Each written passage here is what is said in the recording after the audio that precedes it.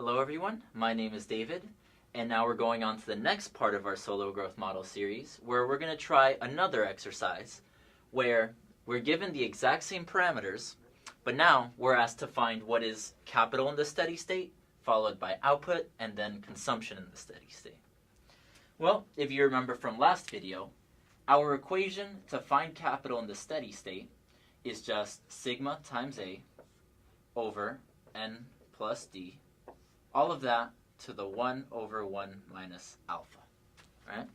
So remembering that this is our function for capital in the steady state, let's just plug in our numbers, the ones given to us by the problem. So we know that capital in the steady state is just going to be 0.1 times 100 to the 0 plus 1, all of that to the 1 over 1 minus 0.5, right there.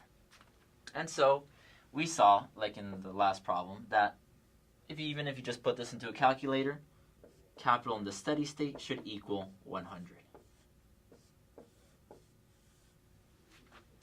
All right, so from there, where do we go next?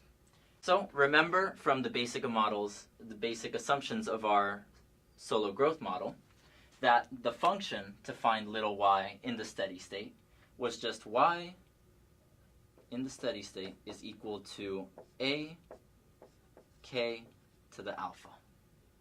Okay? And well, we already know that k in the steady state is 100, so let's plug that number in here as well as plug in the values that we do know. So y in the steady state is equal to 100 times 100 to the 1/2. Okay?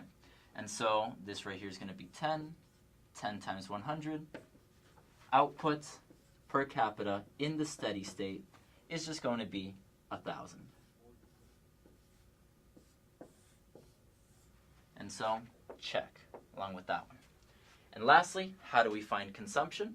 Well, remember from our basic assumptions that we said savings is equal to sigma times output, and by extension, the opposite is true. Consumption, which is the opposite of savings, should just be 1 minus the savings rate times output. Well, once again, let's just plug in the values we have, and so we will get that consumption in the steady state is equal to 1 minus times output, which is 1,000. And so we're going to get that consumption in the steady state is equal to, there we go. And that's it. All you have to do is once you find your steady state capital, from there you can plug it into the functions we already established for output and for consumption, and that's how you're able to find your steady state values of all three. Thank you for your time. If you have any more questions, go see your professor or come to the ASU Tutoring Center, and thanks for watching.